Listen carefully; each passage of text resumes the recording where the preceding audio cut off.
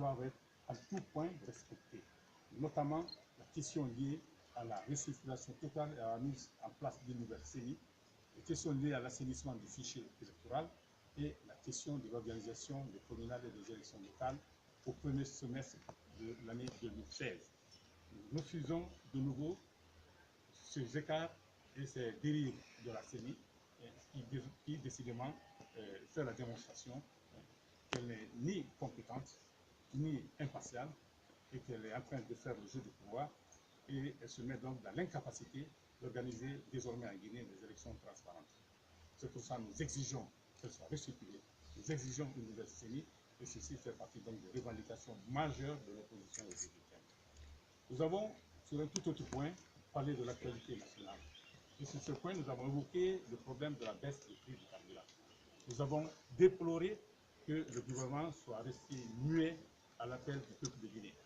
Car si ce sont les syndicalistes qui ont déclenché la grève relative à cette baisse du prix du carburant, vous savez très bien que le mot d'ordre de grève a été suivi par tout le peuple de Guinée. Donc au-delà bien même des citoyens syndiqués. Cela veut dire que c'est une demande sociale pressante qui s'exprime à travers donc, cette revendication des Guinéens de voir leur pouvoir d'achat s'améliorer, de voir le coût de la vie, se réduire. Donc nous, parti politique de l'opposition républicaine,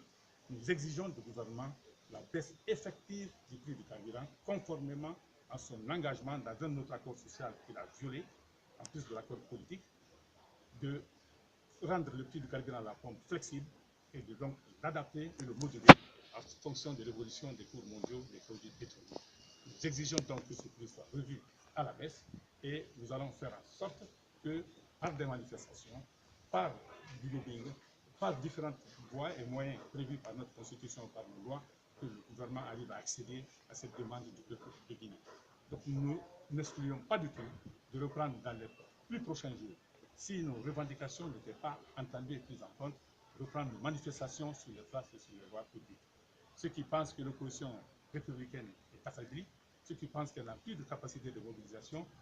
qu'ils sachent qu'ils se trompent, ils seront surpris de voir le peuple de Guinée répondre au mot d'ordre de l'opposition de manifester et de refuser non seulement l'installation dans notre pays d'un régime de dictature, mais également la paupérisation constante, la misère généralisée au niveau du peuple de Guinée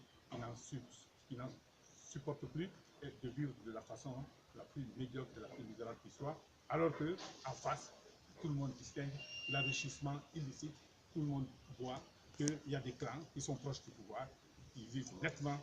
au-dessus du niveau de régional des populations. Ok, le